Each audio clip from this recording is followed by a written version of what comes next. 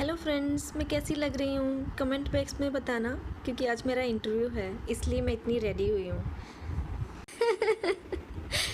खूबसूरती की चाह में करवानी पड़ी थी मुझे कॉस्मेटिक सर्जरी। तो ऐसा हीरोइन करवाती है ना, तो मैं भी किसी हीरोइन से कम नहीं हूँ। देखो मैं कितनी सुंदर लग रही हूँ। एक्चुअली मैं हूँ ही सुंदर, और कोई अगर मुझ में कमी निकालता है तो वो बुरा है, वो गंदा है। I hate that people. वो हेटर्स हैं, हेटर्स। अच्छा मैडम गदी जी, ये बताइए कि आप खुद को कहीं सच में हीरोइन तो नहीं समझने लगी हैं?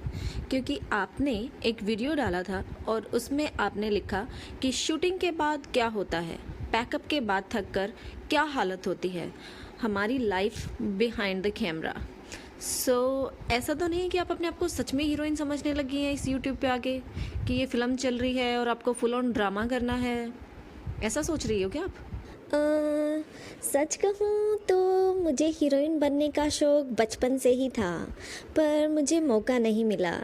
तो फिर अब मैंने सोचा कि अब मैं हीरोइन बन सकती हूँ, क्योंकि मैं बहुत खूबसूरत हूँ। जैसा कि आप देख सकते हैं, मैं लिपस्टिक लगाना जानती हूँ, आईलाइनर भी लगाना जानती हूँ, और मैं हूँ ही खूबसूरत, बहुत सुंदर हूँ मैं।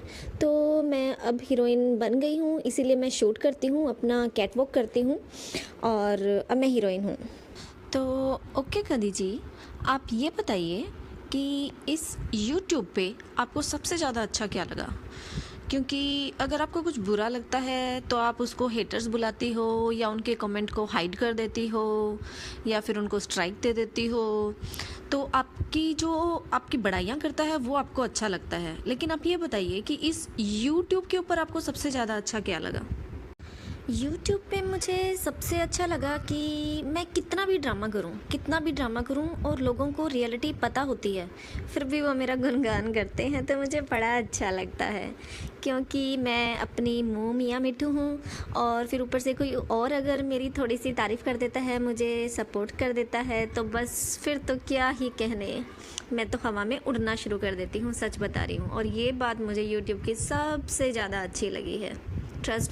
तो चलो, ये तो बातें हुई आपके बारे में, आप क्या बनना चाहती थी, आपको क्या अच्छा लगता था।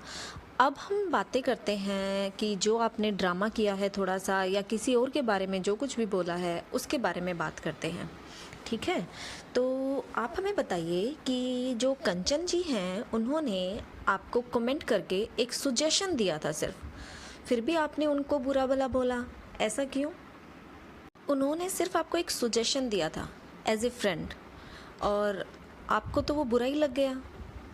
तो आप लाइव आने के बाद आपने इतना कुछ बोला उनके बारे में, इतनी झूठी झूठी बातें की उनके बारे में, और जब उनको गुस्सा आया और उन्होंने सफाई दी तो फिर आप उन्हीं को दोबारा सुना रही हो कि तुम ऐसी हो, तुम वैसी हो। आपको बर्दाश्त क्यों नहीं होता? आप सुन क्यों नहीं सकती? आपका कोई नेगेटिव पॉइंट बता रहा है तो उसको सुनो। वो सब तो यूट्यूब पे करना पड़ता है, और सबसे बड़ी बात कि मैं तो हूँ ही ड्रामेबाज। तो हूँ, अब क्या करूँ, मैं तो ऐसी ही हूँ, शुरू से ही ऐसी हूँ।